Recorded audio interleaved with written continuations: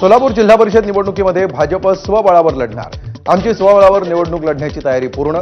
स्थानिक परिस्थिती पाहता कोणासोबतही युती करण्याची आवश्यकता नाही. आमदार सचिन कल्याण शेट्टींचं वक्तव्य. पुण्यातील जैन बोर्डिंग जमीन प्रकरणावरून जैन समाज आक्रमक. उद्या नाशिकमध्ये जैन समाजाचा मोर्चा. जैन समाजासोबत विरोधी पक्षांचे नेते पदाधिकारी मोर्चामध्ये सहभागी होणार. कार्तिकी एकादशीच्या सोहळ्यासाठी आजपासून विठ्ठलाचं 24 तास दर्शन सुरू. 9 नोव्हेंबरच्या प्रक्षाळ पूजेपर्यंत 24 तास दर्शन सुरू राहणार.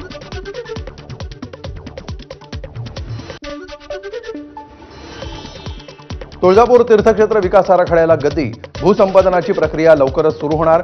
सरकारकडून भूसंपादनासाठी 1865 कोटींचा निधी उपलब्ध. मंदिर संस्थानचे विश्वस्त आमदार राणा जगजितसिंग पाटील यांची माहिती. कायद्यानं बंदी घालूनही हजारो कबुतरांना दाणे टाकण्याचा प्रकार सुरूच.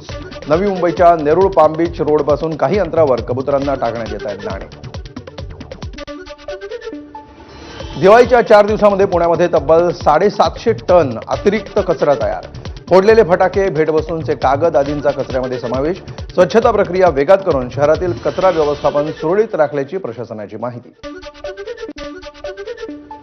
विमानातून पॉवर बँक नेण्यावर लवकरच बंदी येणार. गेल्या 8 दिवसांमध्ये विमान प्रवासादरम्यान मोबाईल पॉवर बँकचा स्फोट झाल्यामुळे नागरी विमान वाहतूक महासंचालनालयाचा निर्णय.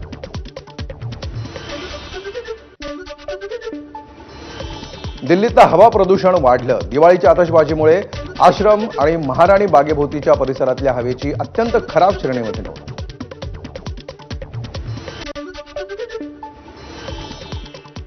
आणि आता एक नजर या क्षणाच्या हेडलाईन्सवर. Headlines brought to you by Chitale बंधू.